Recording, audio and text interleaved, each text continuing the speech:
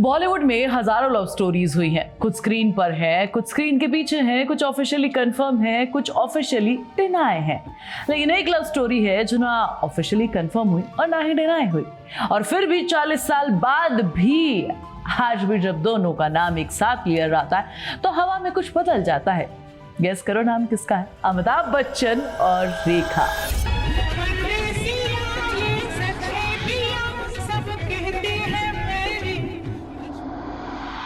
ये कहानी उस प्यार की है जो कभी पूरा नहीं हुआ, और उस मांग की है जिसने सारे सवालों के जवाब दे दिए। उस रात की जब जया बच्चन ने रेखा को अपने घर बुलाया, और उस मोमेंट की जब रेखा ने कहा उनकी एक झलक मुझे खुश करने के लिए काफी होती है। इंटरेस्टिंग लव स्टोरी है, चैनल को सब्सक्राइब कर लो, प्लीज वीडियो पूरा देखा करो। बात शुरू हुई 1976 से। एक फिल्म, दो अजनबी और दो एक्टर जो पहली बार एक साथ काम कर रहे थे। अमिताभ बच्चन उस वक्त बॉलीवुड के सबसे बड़े उभरते एक्टर्स में से एक थे, और दूसरी तरफ रेखा, एक ऐसी एक्ट्रेस जो अपनी ब्यूटी से ज्यादा अपनी आंखों से बोलती थी।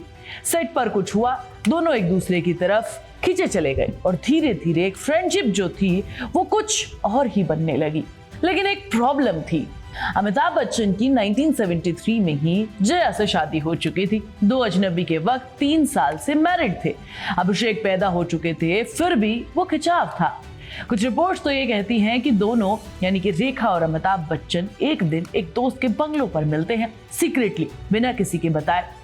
और बॉलीवुड में अक्सर ऐसे सीक्रेट ज्यादा देर तक सीक्रेट नहीं रहते। 1978 में गंगा की सौगंध की शूटिंग चल रही थी। सेट पर एक को एक्टर ने रेखा के साथ बदतमीजी की।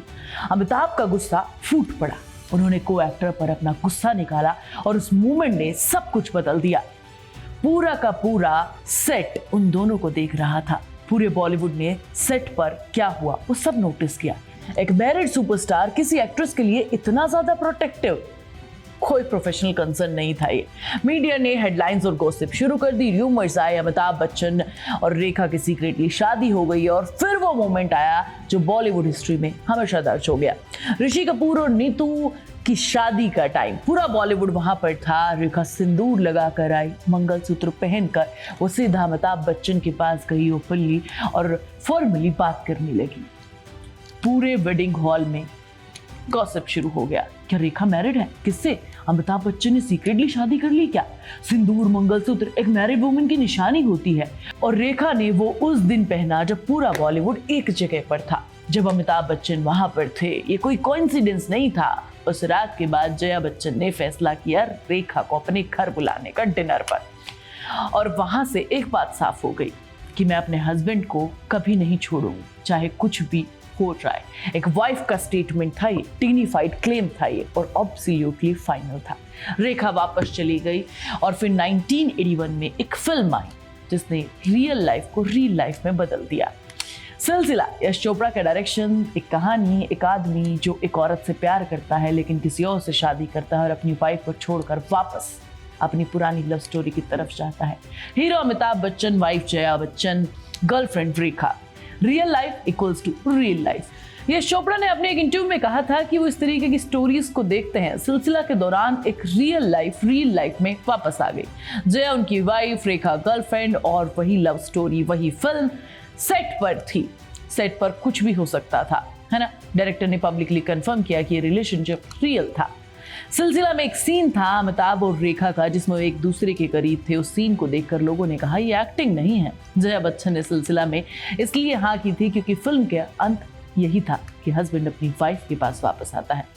जया इस फिल्म से एक मैसेज की तरीके से सब लोगों को बता देना चाहती थी कि अमिताभ सिर्फ मेरे हैं, और वो ये लड़ाई जीत कर रहेंगे। फिल्म रिलीज हुई। अमिताभ और रेखा की ऑन स्क्रीन केमिस्ट्री ने ऑडियंस को अलग ही लेवल पर प्यार देने के लिए मजबूर कर दिया। लेकिन फिल्म के बाद रियल लाइफ में सब कुछ खत्म हो गया। सिलसिला के बाद अमिताभ रेखा को इग्नोर करना शुरू करते हैं। रेखा को एहसास हुआ कि अमिताभ जया को नहीं छोड़ेंगे, और रेखा ने डिसाइड किया कि वो अदर वुमेन का टैग लेकर नहीं जिएगी। एक लव स्टोरी जो कभी ऑफिशियली शुरू ही नहीं हुई, वो खत्म हो चुकी थी। लेकिन क्या सच में वो खत्म हो गई? 1984 में रेखा ने एक इंटरव्यू दिया और उसमें कहा कि उन्होंने ये क्यों किया, उन्होंने मुझे अपनी इमेज बचाने के लिए क्यों मुझे इग्नोर किया, अपनी फैमिली के लिए, अपने बच्चों के लिए, मुझे नहीं पता। मैं उनसे प्यार करती हूँ और मैं उनसे हमेशा प्यार करती रहूँगी, बस इतना काफ़ी है।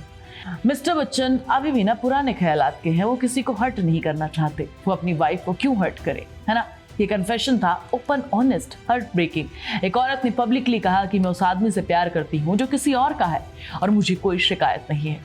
रेखा की जिंदगी इसके बाद बदल जाती है। 1990 में उन्होंने एक बिजनेसमैन मुकेश अग्रवाल से शादी की, लेकिन मुकेश ने कुछ ही महीनों बाद सुसाइड कर लिया और रेखा, जिसे पहले से ही किसी का घर तोड़ने वाली कहा जाता था, अब वो नेशनल वैम्प हो चुकी थी, है ना। ये जजमेंट बहुत ही बुरा था, अनफेयर था।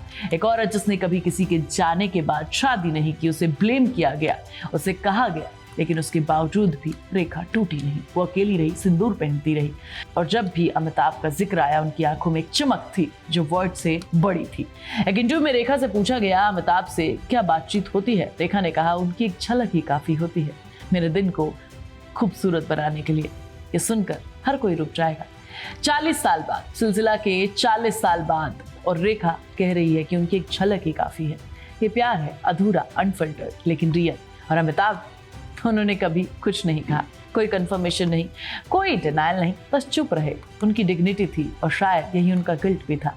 आज 2026 में अमिताभ 83 के हो चुके हैं। जया उनके साथ है, अभिषेक ऐश्वर्या है, पोती है आराध्या, रेखा अकेली है अपने घर में सिंदूर के साथ। एक ऐसी लव स्टोरी जो ऑफिशियली कभी नहीं हुई। इस लव स्टोरी का सबसे इंटरेस्टिंग हिस्सा है दोनों ने ऑफिशियली कुछ नहीं कहा और उसी साइलेंस ने लव स्टोरी को इमॉर्टल बना दिया, है ना। और सबसे बड़ी लव स्टोरी वो जो कोई नहीं बोल पाता।